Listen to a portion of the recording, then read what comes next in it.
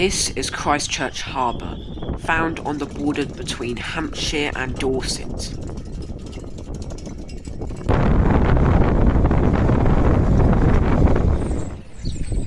Starlings often crowd around the bank of the harbour, where they search for food among the fishermen's nets.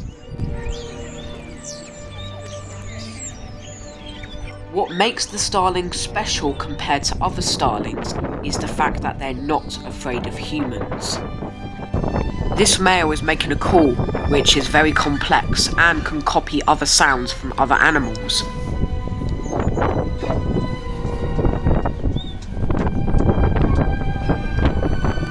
They're not picky about what food they eat. They will eat literally anything.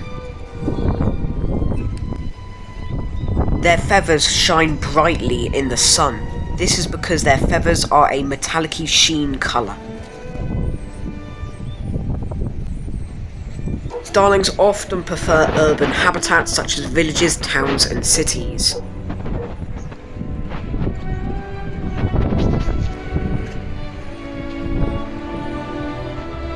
They've adapted to the shores of Christchurch Harbour, which is why they are not afraid of humans, since humans have fed them and they've evolved with it. Starlings will often wash themselves in flooded crates to get rid of parasites and other insects.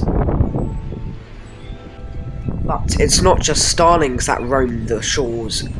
Herring gulls rule the skies of Christchurch Harbour and are not afraid to steal your fish and chips.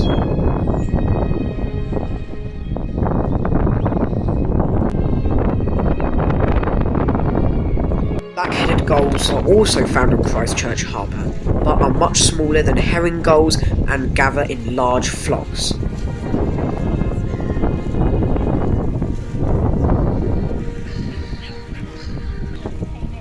Swans used to be considered the largest bird in Britain, however that was quickly overtaken by the great bustard, which is much larger.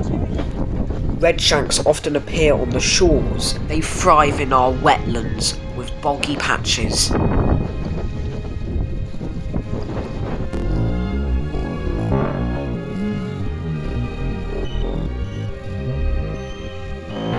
The winds around Christchurch Harbour are extremely strong and can definitely send your lunch flying away. The black-headed gulls are just trying to survive on the wind and often rest because of how strong the winds are.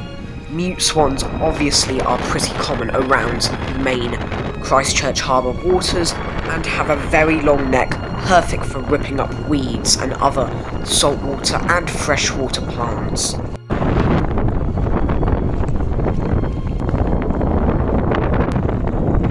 The wind is so strong that the gulls don't even need to fly, they can just glide on the wind.